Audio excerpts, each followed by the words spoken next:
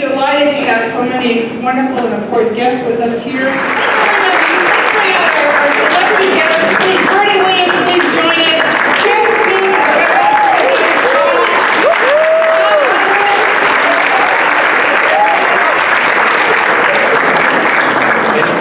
Smith, anywhere. We have to save a seat for Joe Lamont, and he'll jump up on the stage. Joe, Yvette, thanks for joining us here. And tell us a little bit about your pal, Todd Rundgren, and then he's going to give us a great award, and then I know Todd has a really important announcement for us, too. So a long time ago, when I had hair down to here, and I was not sure about a lot of things in life, I was able to meet a really, really important, special person who I had respected virtually my whole life. But I met this guy who was a perfectionist. He was inspirational. He was obviously at the top of his game. And I had the humble opportunity to actually work for him. And it was something you know when they say that when the student is ready, a teacher will appear? In my life, that was that moment. And the things I learned from Todd on touring and on being a perfectionist and forgiveness. The first show, we did a warm-up show and I started working for you, and you had that Ovation smoke ring that you probably might still have it. It doesn't tune very well. And I'm a drummer, not a guitar player, and I tried to tune this thing, and you went out for the big acoustic moment, and it just the most out-of-tune guitar I've ever heard. And you looked over at me like, and the next day was the actual official start of the tour at the Fillmore in San Francisco, and you simply walked into sound check, put a Peterson strobe tuner on the bench and said, "Here, try this." That was one of the first of many valuable lessons I learned by working with Todd Rundgren. So it's just been an absolute life changer for me, and to have you back and to see you here at the NAMM show and to be able to have you here tonight. There's an organization called the Tech Foundation, and they were formed 29 years ago to recognize excellence in audio and engineering and recording. Tonight, next door, we're going to be producing the 29th Annual Tech Awards, and the big honoree is the Les Paul Award, and it's named for Les, of course, who was not only a great musician, but he invented multi-track recording and a number of other major breakthroughs that we still are using today. So the Les Paul Award recipient of this year is none other than Todd Rundgren. So Todd, it's great to have you here, and it's great to have you part of our family. So I guess by way of introduction, would you like to share a few words with us? Well, to the Les Paul Award, for starters, it's very humbling. Anyone who knows anything about the business and knows anything about Les Paul's contribution to it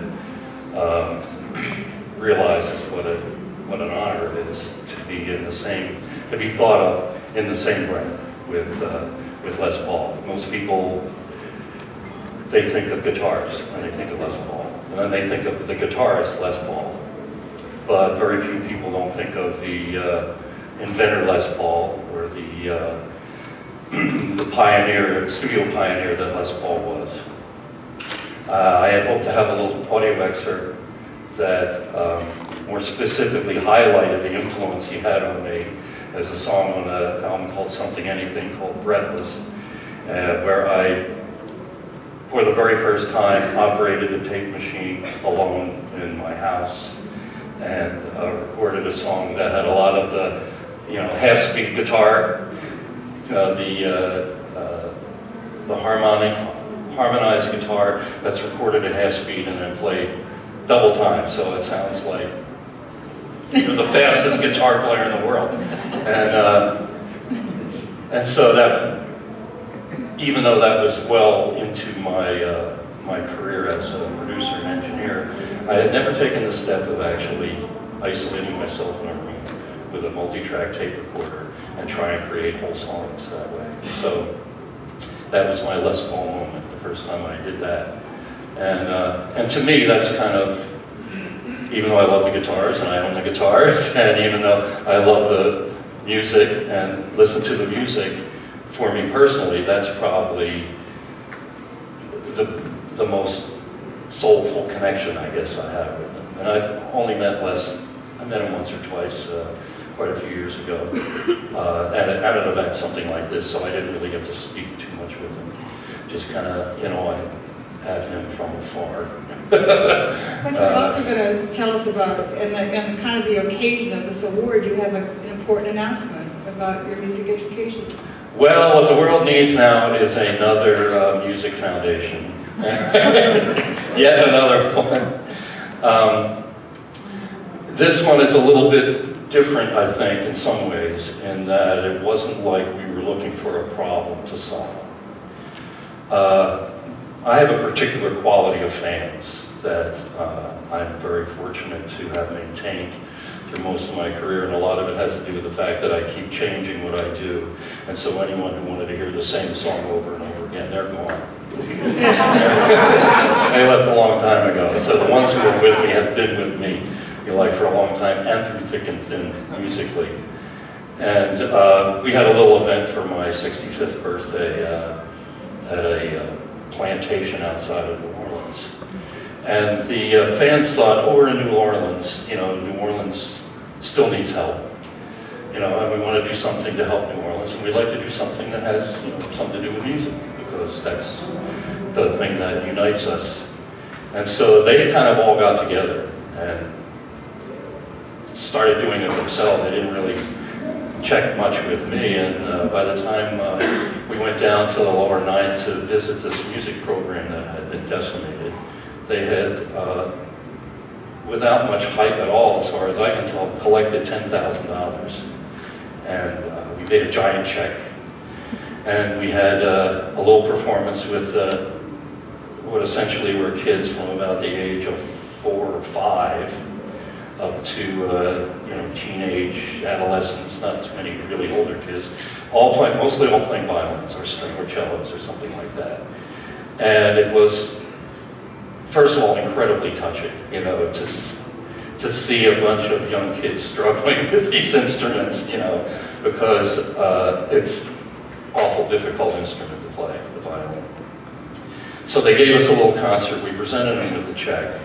It was such a high for everybody that fans didn't want to give up on it. You know, they said, we have to do this again. We have to find more reasons to do stuff like this. And so I was approached by some fan representatives, and they said, we've got this idea, we want to start a foundation. And the function of it will be ostensibly music education, but try and fill in some of the gaps that some of the larger programs don't necessarily get to. We're not interested in simply throwing tubas at a school or something like that. We're not interested in going into a school and saying, you don't have a music program, here's money, start one. I think what we're interested in doing is finding things that need help, but that already have the necessary components there. They've got an inspired teacher or someone, you know, who's struggling, you know, to keep this program working. They've got students who may, you know, be financially compromised and can't, for some reason, afford to take part in programs. So we want to address that in whatever way possible.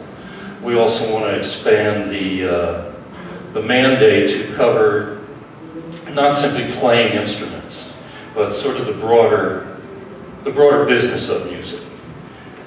You can't play something unless somebody has written something. You know, there always seems to be less emphasis on composers and things like that, and that was always a more difficult thing to kind of tutor until we had computers and iPads and things like that. And now many people are self-educated in music because they have access through a computer and they have tools on the computer to make music.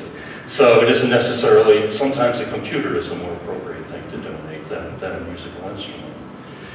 Then further on, we want to utilize the program to identify individuals who are most benefiting from this and who need the help to progress onwards, you know, to actually potentially turn their musical interest into a career and to help get them connected to the various entities that they would need to know about in order to further their career.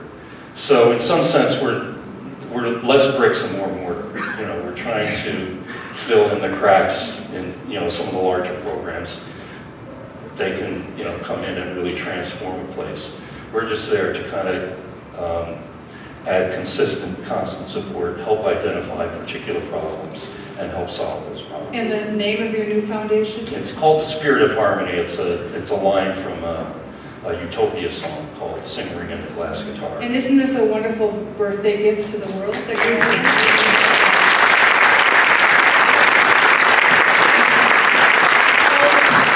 The other trick to Todd's new foundation, because I know those fans, and they are absolutely fearless. And we found that programs are saved in the districts. There's thousands of school districts, we can't be in all of them, but they're saved when a small vocal minority goes to a school board meeting and says, don't cut that. And if you can also, in addition to all that work, energize your base to get into this coalition, learn the key advocacy points. I mean, you've got them down, but you can go out into any senator's office and just say, music does this, this, this.